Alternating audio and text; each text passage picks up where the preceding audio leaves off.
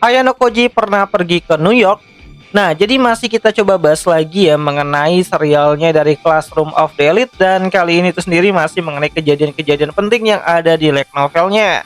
So, dalam suatu halaman cerita pada adaptasi untuk volume kedua pada tahun pertama di Classroom of the Elite, Ayano Koji pernah bilang kalau dia pernah liburan ke New York, Amerika Serikat, tapi apakah itu benar? Nah, jadi momen di mana Ayano Koji berkata begitu adalah saat Ayano Koji bertemu dengan Ichinose untuk pertama kalinya. Di mana sebenarnya Ayano Koji sudah cukup lama memperhatikan Ichinose sebelum pertama kali mereka bertegur sapa.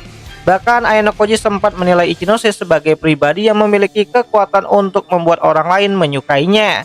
Ya, selain dadanya yang besar menurut Ayano Koji, Ichinose juga merupakan murid kelas yang sangat memiliki banyak teman baik di dalam kelas maupun di luar kelasnya itu sendiri. Di mana Ayano Koji juga sempat meragukan kalau Ichinose adalah pemimpin dari kelas B. Karena menganggap Ichinose adalah orang yang sangat ramah dan tidak terlihat tegas seperti tiga pemimpin kelas lainnya pada saat itu. Nah, masuk ke dalam inti video pada suatu pagi. "Hey, Ayano Koji-kun, selamat pagi. Kamu datang pagi sekali ya," ucap Ichinose. Ya, gadis yang memanggilku memiliki rambut panjang bergelombang dengan mata besarnya. Kancing kedua jas seragamnya tampak agak ketat karena dadanya yang sangat besar banget. Sikapnya tegap dan terlihat memiliki kepribadian yang kuat. Dan aku merasa lebih tertarik kepada kepribadiannya yang tenang daripada penampilannya yang cantik. Ya, dia adalah Ichinose Honami, murid kelas B tahun pertama yang tampaknya selalu bisa menemukanku dengan mudah. "Aku bangun agak lebih awal hari ini. Kamu tadi bicara apa sama pengelola asrama?" tanya Ayano Koji. "Ada beberapa teman sekelas yang ingin mengajukan permintaan soal kamar asrama. Jadi aku mengumpulkan pendapat mereka dan menyampaikannya kepada pengelola asrama. Soal air, suara berisik, dan semacamnya," jawab Ichinose. "Kamu yang urus semuanya?" tanya Ayano Koji dengan heran. Biasanya orang akan mengurus sendiri soal kamarnya. Namun saat aku sedang asik-asik bercakap dengan Ichinose, ada segerombolan siswa yang menegur Ichinose. "Pagi ketua kelas Ichinose," teriak dua cewek yang keluar dari lift. Lalu Ichinose menyapa balik mereka. "Ketua kelas, memangnya ada jabatan yang kayak gitu?" tanya Ayano Koji. "Ya, aku ditunjuk sebagai ketua kelas, tapi ini cuma keputusan dari kelas B sendiri," balas Ichinose. "Berarti cuma kelas B yang punya struktur kayak gitu?" tanya Ayano Koji kembali. "Sepertinya iya, kami pikir ada baiknya punya peran-peran seperti itu di dalam kelas," jawab Ichinose. "Ya, aku sempat melihat Ichinose belajar bersama beberapa teman di perpustakaan. Mungkin sejak saat itu dia sudah menjalankan tugasnya sebagai ketua kelas. Biasanya orang akan menolak untuk menjadi ketua kelas karena harus bertanggung jawab atas banyak hal. Tapi Ichinose sepertinya menjalankan perannya dengan baik.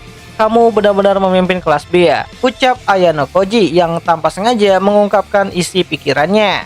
"Kamu pikir aneh ya, tapi ini cuma informal aja kok. Lagian di kelas juga ada banyak yang suka bikin ribut," jawab Ichinose sambil tertawa.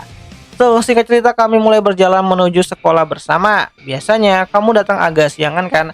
Ini pertama kalinya aku melihat kamu sepagi ini," tanya Ichinose. "Aku memang sering berdiam diri di kamar terlebih dahulu. Sampai 20 menitan setelahnya aku baru berangkat," balas Ayano Koji. "Jadi biasanya kamu tepat waktu banget ya sampai di sekolah?" tanya Ichinose. "Ya, semakin dekat ke sekolah semakin banyak siswa yang kami lewati. Dan anehnya beberapa cewek melihat ke arah kami dengan tatapan iri. Apa ini yang katanya masa kepopuleran yang bisa terjadi 3 kali dalam hidup seseorang? Mungkin ini yang pertama bagi Ayano Koji, tapi jelas perhatian mereka tertuju kepada Ichinose." "Kamu populer banget ya?" tanya Ayano Koji.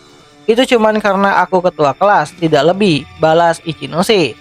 Ya, setelah mengatakan hal tersebut, tiba-tiba saja Ichinose ingat sesuatu. "Kamu sudah dengar soal liburan musim panas, Ayano Koji-kun?" tanya Ichinose. "Belum, emangnya kenapa?" balas Ayano Koji. "Katanya kita mungkin bakalan libur ke pulau tropis," ucap Ichinose. Ya, mendengar hal tersebut aku ingat guru wali kelas kami yang bernama Chabashira Sensei pernah menyinggung soal itu. "Sulit dipercaya, kenapa sekolah elit seperti ini memberikan liburan yang kayak gitu," ucap Ayano Koji. "Ya, memang sekolah ini kelihatan mewah, tapi aku curiga sepertinya ada sesuatu yang disembunyikan. Kayaknya ini bakalan jadi titik balik deh," kata Ichinose. "Maksud kamu, nilai poin kelas bisa berubah drastis begitu saja?" tanya Ayano Koji. Ya, mungkin ada misi tersembunyi yang lebih penting daripada ujian tengah atau akhir semester. Itu bisa jadi kesempatan untuk menyaingi kelas A, ucap Ichinose. Ya, ternyata kelas B dan kelas A terpaut sekitar 350 poin pada saat ini, pikir Ayano Koji.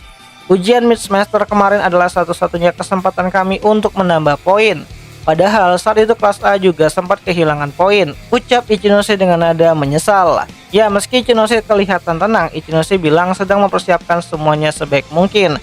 Kelas D tempat aku berada baru mendapatkan 87 poin bulan ini, masih jauh jika dibandingkan dengan kelas lain. Kira-kira perubahan nilainya bakalan sebesar apa ya?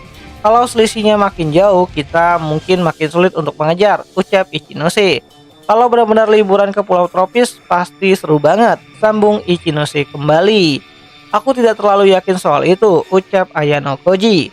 Hah, kamu nggak senang? Tanya Ichinose, yang penasaran dengan jawaban Ayano Koji. Liburan cuma menyenangkan kalau bersama teman terdekat, kalau enggak rasanya malah menyiksa, ucap Ayano Koji. Kamu nggak suka traveling ya? Tanya Ichinose. Bukan nggak suka, aku cuman belum pernah liburan bareng teman, balas Ayano Koji. Aku pernah ke New York sama orang tuaku, tapi itu sama sekali tidak menyenangkan, pikir Ayano Koji di dalam kepalanya. Apa ada yang kamu ingat? Tanya Ichinose. Cuman kenangan kurang menyenangkan, balas Ayano Koji.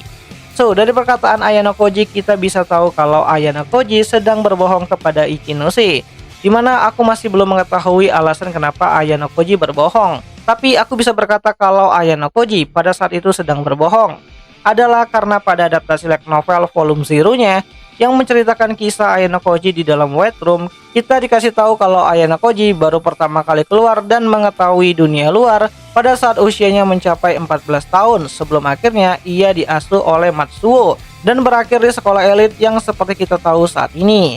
Jadi sebenarnya ingatan apa yang Ayano Koji lihat di kepalanya mengenai liburan ke New York? Apakah itu adalah ingatan palsu yang dimasukkan saat Ayano Koji masih berada di dalam White Room, atau hanya kesalahan plot saat awal-awal cerita di cuti ini tuh dimulai? Atau mungkin memang ada satu kurikulum yang berada di White Room ya, yang menggambarkan ataupun mensimulasikan ketika anak-anak di White Room itu harus menjalani proses pengujian ketika mereka bertemu dengan orang yang berasal dari luar negara mereka. Jadi dibuatlah simulasi di mana Ayano Koji dan juga anak-anak yang lain itu seolah-olah pergi berlibur ke negara lain, ya khususnya ke New York ya pada kasus kali ini. Tapi apakah hal itu beneran atau cuman ingatan Ayano Koji yang tersamarkan mengenai ujian tersebut yang berada di White Room? Ya coba deh kalian tulis pendapat kalian, siapa tahu menarik soal kejadian kali ini. Coba deh kalian tulis pendapat kalian di kolom komentar, siapa tahu menarik. Dan jika kalian suka dengan konten seperti ini, kalian bisa bantu aku dengan tulis di kolom komentar. Bang, bahas cuti lagi bang, nanti akan aku coba lanjutin pembahasan menarik seputar cuti kembali. Dan ya akhir kata itu aja lah dulu mengenai video singkat kali ini, dan jika ada yang salah aku minta maaf, dan sampai jumpa di video yang selanjutnya. Jani.